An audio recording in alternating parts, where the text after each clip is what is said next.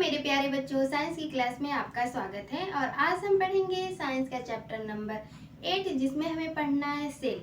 ठीक है, कोशिका पढ़ना है हमें, और कोशिका की जो है कि संरचना और जो है कि क्रिया पढ़नी है। इसमें फंक्शन क्या है, इसका कार्य क्या है। ठीक है, तो हमने जो है कि पढ़ा कि जो रॉबर्ट हुक थे, ये एक साइंटिस्ट थे। ठीक है, इन्होंने पता लगाया कि जो कार्क होती है ना, उसके जो उसमें जो है क्या होता है कि सेल होता है, उन्होंने पाया। ठीक है, कोशिका होती है। तो 1665 में इन्होंने पता लगाया।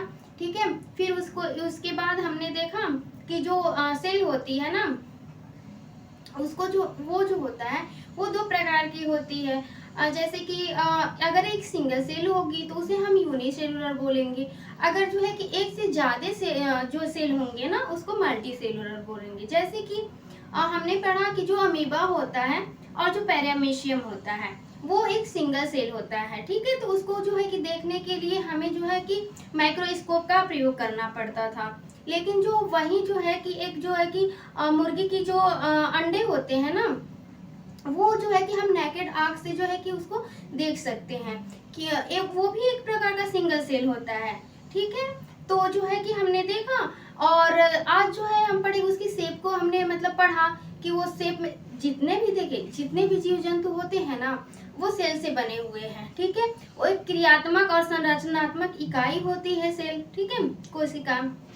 तो जो कोशिका होती है, जो लोगों की बॉडी होती है ना, लिविंग ऑर्गेनिज्म की जो बॉडी होती है, वो अलग अलग होगी। भाई किसी की बहुत चौड़ी होगी, बहुत मोटी होगी, तो कोई छोटा होगा, लंबा होगा, बड़ा होगा, ऐसे मतलब डिफरेंट टाइप के जो है कि बॉडी होती है। ठीक है, एक प्रकार की बॉडी नहीं होती है। इसको हमने पढ़ा। और आज जो हम देखेंगे ना, जो सेल होती है उसकी साइज को देखेंगे हम। ठीक है, तो चलिए हम स्टार्ट करते हैं। Size of cell. The size of cell in living organism may be as small as a millionth of a meter.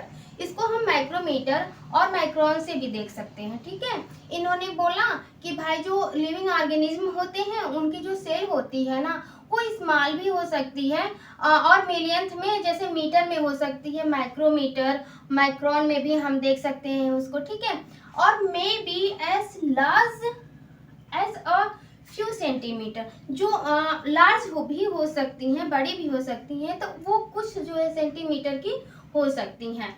ठीक है, most of the cell are microscopic in size and are not visible to unable eyes.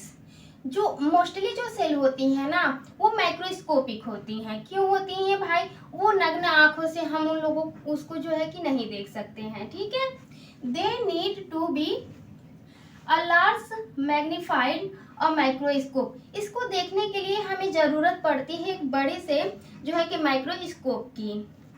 और देखिए, the smallest, सबसे जो छोटी कोशिका है ना, वो कितने की हो सकती है, मिलीमीटर की या किसी माइक्रोमीटर की हो सकती है।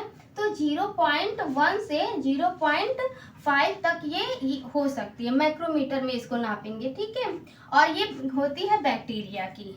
ओके, और the largest cell measuring 117 mm into 130 mm in the egg of ostrich। जो है कि सबसे बड़ी जो सेल होती है ना, वो ऑस्ट्रिच की जो एग होते हैं उसकी होती है। और उसका जो है कि ये मेजर है, मेजरिंग है कि 170 mm से 130 mm तक होती है। ठीक है, अब हम देखते हैं कि सेल का स्ट्रक्चर और फंक्शन जो है कि कोशिका जो है कि उसका कार्य क्या है ना। चलिए हम देखते हैं कि different organ of plant perform specific function.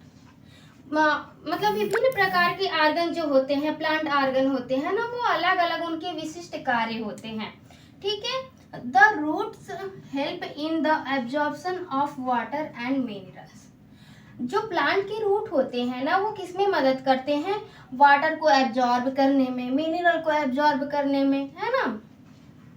Tissue are a group, जो है कि टिश्यू के जितने भी मतलब ग्रुप होते हैं ना, compose similar cell performing a specific function.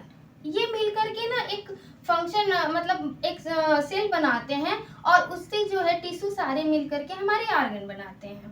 ठीक है, अब आइए हम देखते हैं यहाँ पर कि हम जानते हैं कि हमारा जो बॉडी है ना इस सेल से बना हुआ है।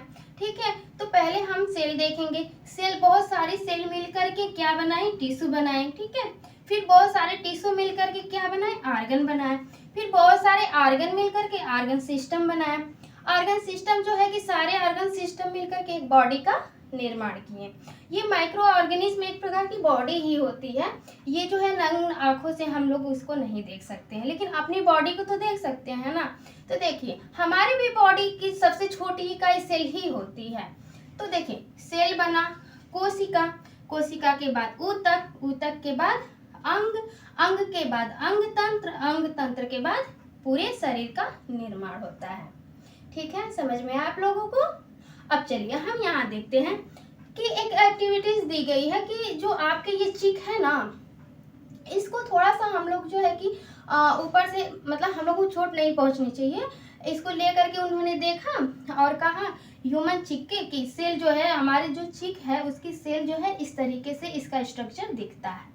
आप लोग देख लीजिए कि हमारा जो चिक है उसका जो स्ट्रक्चर कैसा है, इस तरीके से है। उसमें जो है प्रोटोप्लाज्म होगा, ये द्रव लाइक स्ट्रक्चर होता है, और ये एक न्यूक्लियस होगा। ठीक है, और ये है जो ओनियन है, मतलब प्याज का जो है हमने छिलका लिया और प्याज को जो है कि उसको कर माइक्रोस्कोप से हमने उसके अंदर देखा, तो भाई उसके भी अंदर हमने क्या पाया, न्यूक्लियस पाया और प्लस साइटोप्लाज्म में भी पाया। ठीक है, तो जो है कि ओनियन का देख लीजिए और हमारे चिक का देख लीजिए। ठीक है, हमारे नहीं, आप लोग सभी लोगों के चिक का जो स्ट्रक्चर होगा वो ऐसे ही होगा। ठीक है, तो अब हम पढ़ेंगे इसके आगे जो है कि सेल के पार्ट। ठीक है, कि सेल के पार्ट कौन कौन से होते हैं। जैसे न्यूक्लियस के बारे में पढ़ा तो इसके फंक्शन को पढ़ना ही पड़ेगा। साइटोप्लाज्म, भाई ये साइटोप्लाज्म है क्या, इसके बारे में हम लोग पढ़ेंगे। प्रोटोप्लाज्म के बारे में पढ़ेंगे, और जो है कि सेल मेम्ब्रेन के बारे में पढ़ेंगे, सेल वॉल के बारे में पढ़ेंगे, वैक्यूल के बारे में पढ़ेंगे, माइटोकॉन्ड्रिया तो आपने नाम सुना ही होगा, इसके भी बारे में हम लोग पढ़ेंगे। ठीक है, तो आगे हम जो है कि नेक्स्ट वीडियो में हम फिर मिलेंगे आपसे।